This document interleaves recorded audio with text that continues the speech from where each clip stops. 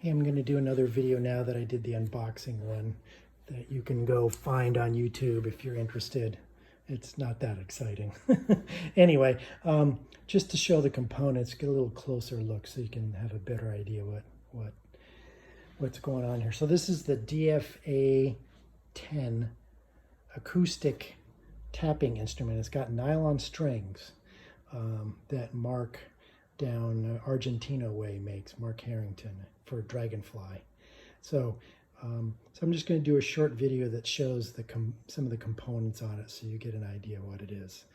And then after that, I'll tune it up and try playing it on a later video and see how badly I fumble as I go along for my first try. But anyway, so here it is. And so we'll just go from top down. So it's got a nice spiffy Dragonfly trademark inlay on the top here. So again, this is 10 strings. And the way that I have mine set up is kind of like a 12-string matched reciprocal Chapman stick as far as the tuning goes. But it's 10 strings. So the strings that are missing are, there would normally be a higher string here, and then here there would be another lower string. So it goes fifths this way, fourths this way. Okay? So it's not a straight across low to high like an NS stick or something like that. Anyway, so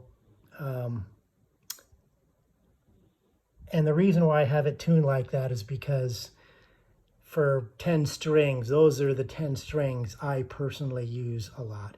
So you could have it strung, you know, like a regular 10-string matched reciprocal tuning, or maybe just like, or pretty much any tuning you want, as long as it stays within kind of the basic dynamic range of like a, you know,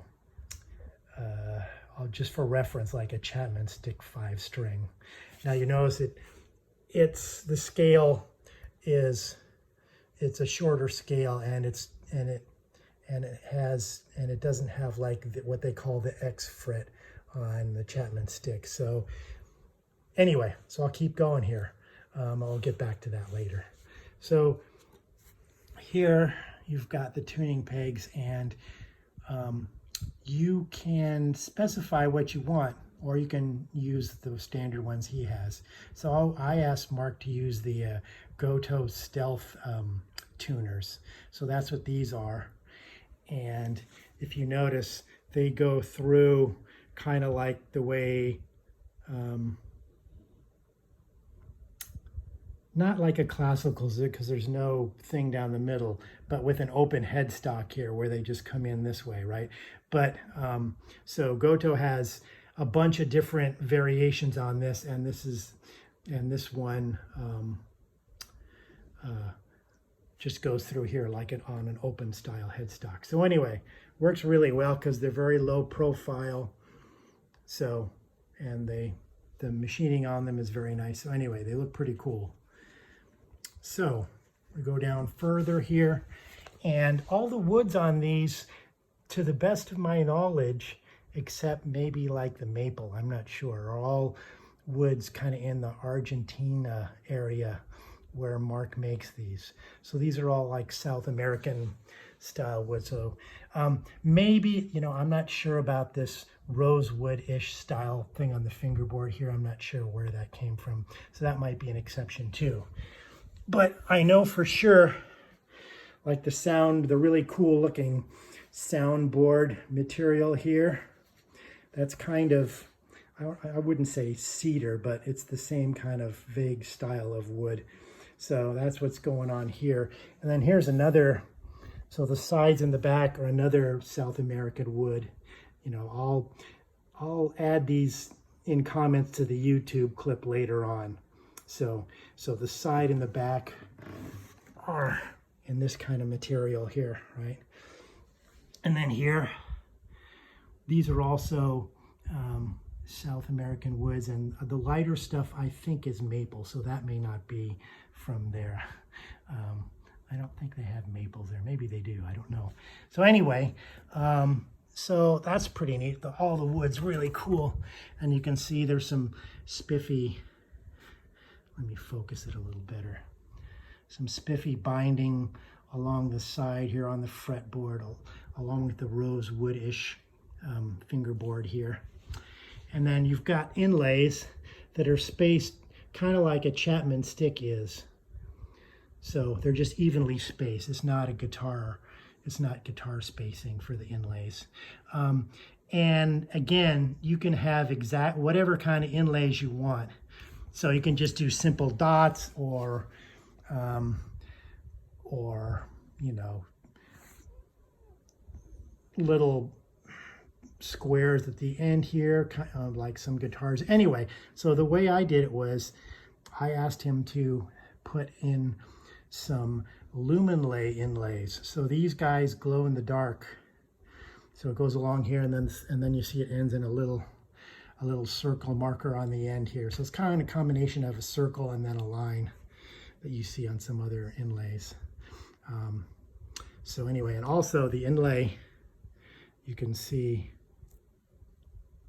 here, goes through to the side, so you can see it from the side. So that's pretty cool. I'll make another video when it's in the dark and you can see the glow in the dark. It's pretty cool. So those are the inlays, and they just go down as such. Okay. Now we've got a bridge here, which is, you know, a kind of your typical classical nylon string guitar-esque bridge, and it's got the same kind of binding decoration here as on the fretboard, right? So that's kind of cool. It matches up nicely, and it's got a really kind of nice shape that goes along with the body too. So if you take a look, if I just go back a little further, that gives you a nice view of it. And if you look up over here, you can see the sound hole. Let me try to focus it a little. There we go. And a mic, you can see a little mic there.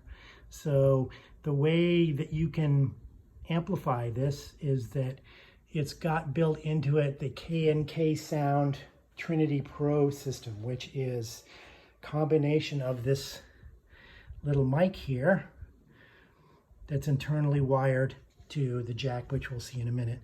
And then there are 4 piezo style sensors that go attached inside the soundboard in this bridge area here that kind of go across the bridge, right? And those are all merged into one signal that comes out. So then there's 2 signals total. There's the merged 4 piezo sensors, and then there's the mic here. So both of those come out to, I'm gonna put it this way for a second. Okay. And here you can see there's the jack. So that's a TRS stereo jack. So what comes out of that is one output is the mic and the other output is the piezo.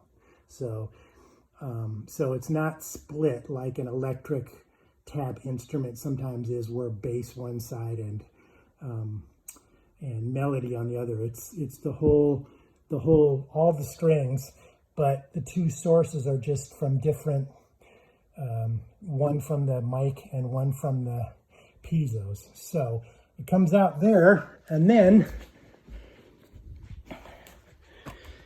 you plug that into the preamp, outboard preamp that comes with the K&K. Now you can get an inboard one that you can install inside of the body without the little cabinet, but I'm not sure I would want to do that. So I like this outboard preamp is kind of I think a better way to go.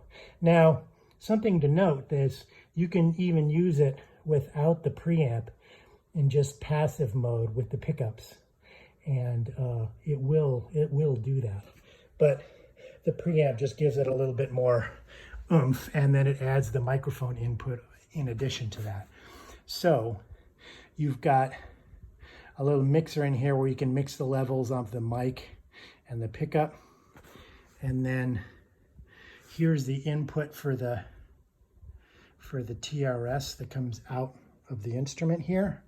And then on the way out of the preamp, if you've just got one in here, then it just mixes it both in here. But if you have both, then you can send the mic and the pickup to different inputs elsewhere, like a mixer or whatever, or your effects boxes or whatever. So so you can use it either way. Just it'll mix both of them for you in this one here, or it'll keep them separate. And then these levels still apply to each one. Okay, so that's what's going on there.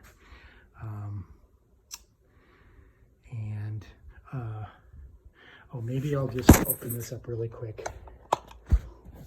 So if you look inside, it's got some trim pots that you can use to set some of the, you can set the bass and treble shaping a little bit with these pots for both the mic and the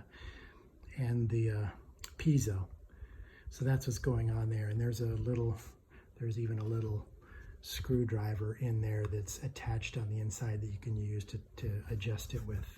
So that's what's going on there. Oh, and it's got a little phase switch here that you can use to switch the phase if need be. Okay. So that's what's going on there.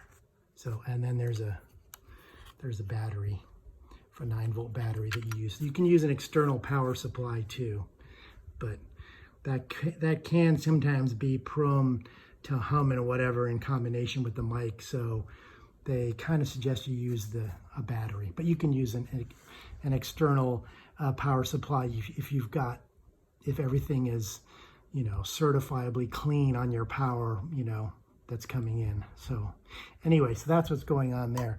When I tune it up and fire it up, you know, maybe I'll go over this a little bit again. So yeah, okay. Let's see, I think I pretty much covered everything there. So I'll just do like a pass over one more time here and get a view of it.